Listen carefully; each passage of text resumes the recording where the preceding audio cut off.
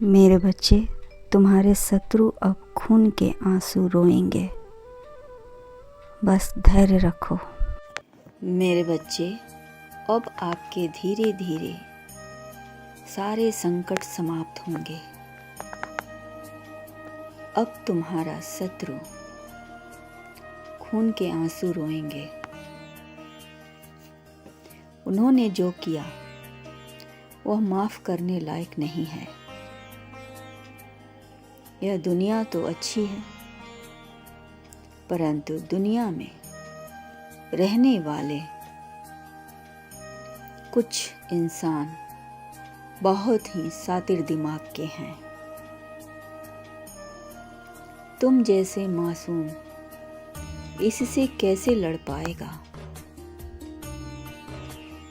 यही मैं तुमसे जानना चाहता हूँ।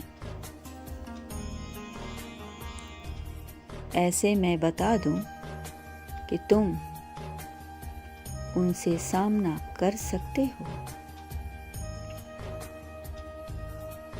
बस अपने तर्क को सही साबित रखो।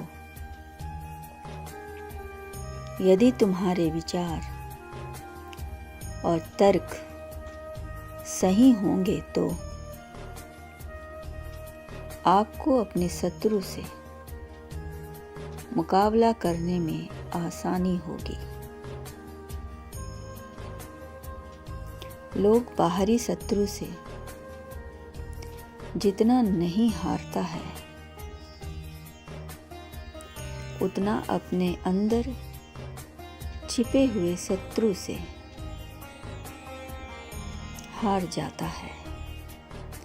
आपका जो यह मन है बहुत चंचल है। इस पर कंट्रोल करना आसान नहीं है, परंतु आपने इस पर काबू पा लिया तो समझो आपने अपने शत्रु पर विजय प्राप्त कर ली। इंसान का मन उसके बस में रहता है। मेरे बच्चे, और कुछ भी अपने मन में रख सकता है। जो व्यक्ति अपने इंद्रियों पर काबू पा लेता है, ऐसे समस्त संसार में वह कुछ नया करता है, एक अध्याय लिखता है, ऐसा जो अद्वितीय हो, कल्याणकारी हो। मेरे बच्चे, आपके विषय में मैं कहना चाहता हूँ कि आपके अंदर इतनी विशेषता है कि आपके शत्रु आपकी इस विशेषता पर विजय प्राप्त नहीं कर सकते हैं। मेरे बच्चे, क्योंकि जो विशेषता आपके पास है, इसका इस्तेमाल आप स्वयं कर सकते हैं। आप मेरे बच्चे जन्म से ही अनोखे हो। तुम जन्म से ही कई आश्चर्यचकित कर देने वाले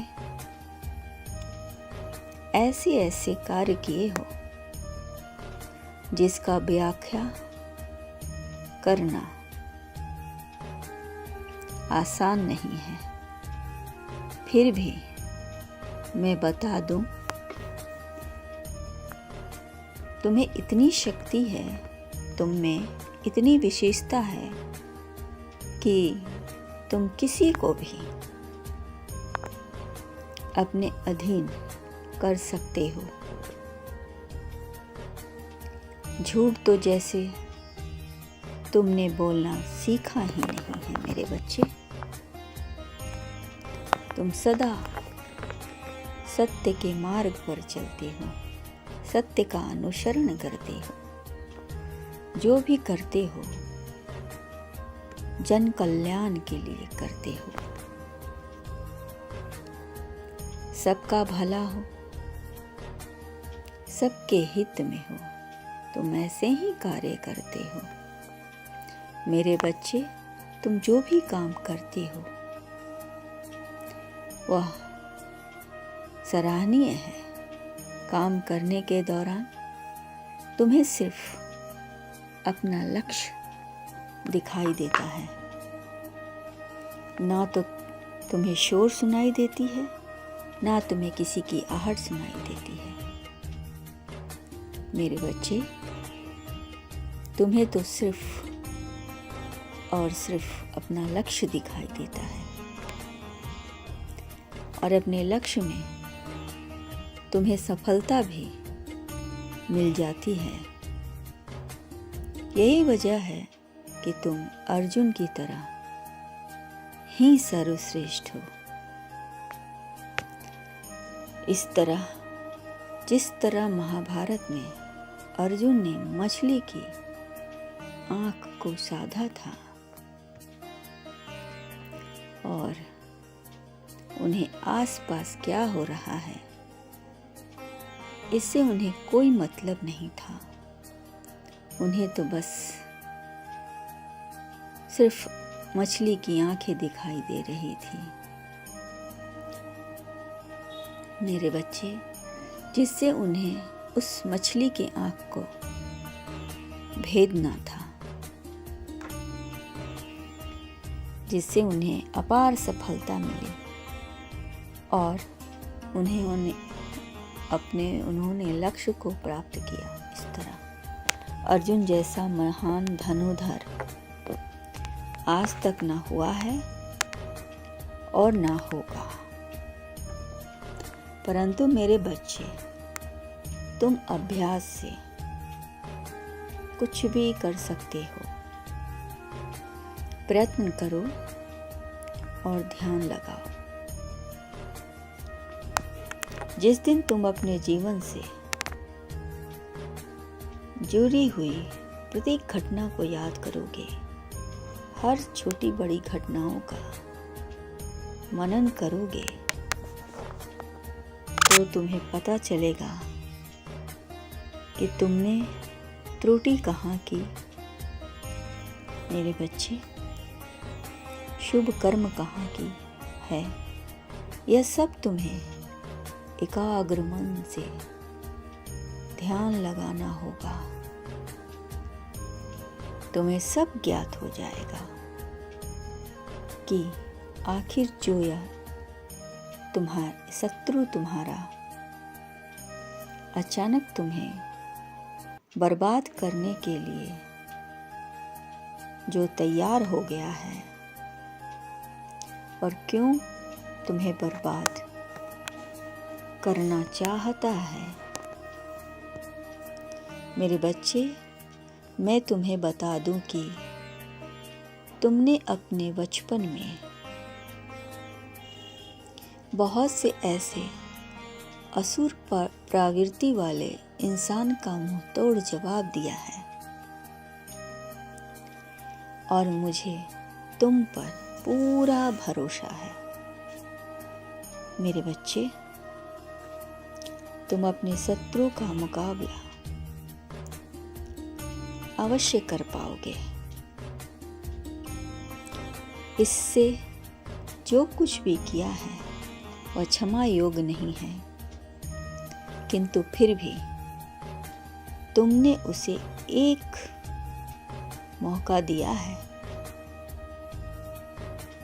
यह सराहनीय है। यदि उसने तुम्हारे दिए गए मौके का लाभ नहीं उठाया तो मैं उसे ऐसा दंड दूंगा जिससे वह खून के आंसू रोएगा और अगले जन्म पाताल लोक में निवास करेगा। और जब यह अपनी तप से पूरी तरह सकारात्मक दृष्टिकोण अपनाएगा, तब जाकर इसे मुक्ति मिलेगी। और इस जन्म में जिस कर्म को लेकर उसने तुम्हें परेशान किया है, वही कर्म उसे ऐसी सजा देगा जिसे वह जीवन भर याद रखेगा, और फिर ऐसी गलती कभी नहीं करेगा। मेरे बच्चे, तुम निश्चिंत रहो और अपना कर्म करो। हर परिस्थिति में इंसान को अपना प्रयास जारी रखना चाहिए। इंसान को अपना कर्म कभी नहीं छोड़ना चाहिए। कर्म ही इंसान की नियत देखती है, और तुम्हारी नियत सबके प्रति बहुत अच्छा है मेरे बच्चे। तुम हो सके ऐसे ही रहना, क्योंकि तुम्हें अभी बहुत बड़े बड़े कार्य करने हैं।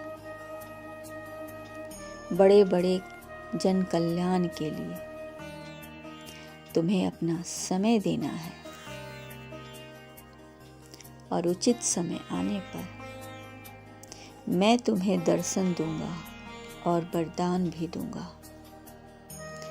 अभी उचित समय नहीं है, क्योंकि अभी तुम्हारे कर्म के अवधि शेष हैं। शीघ्र ही मैं तुम्हें दर्शन दूंगा और तुम्हारी इच्छा पूर्ण होगी।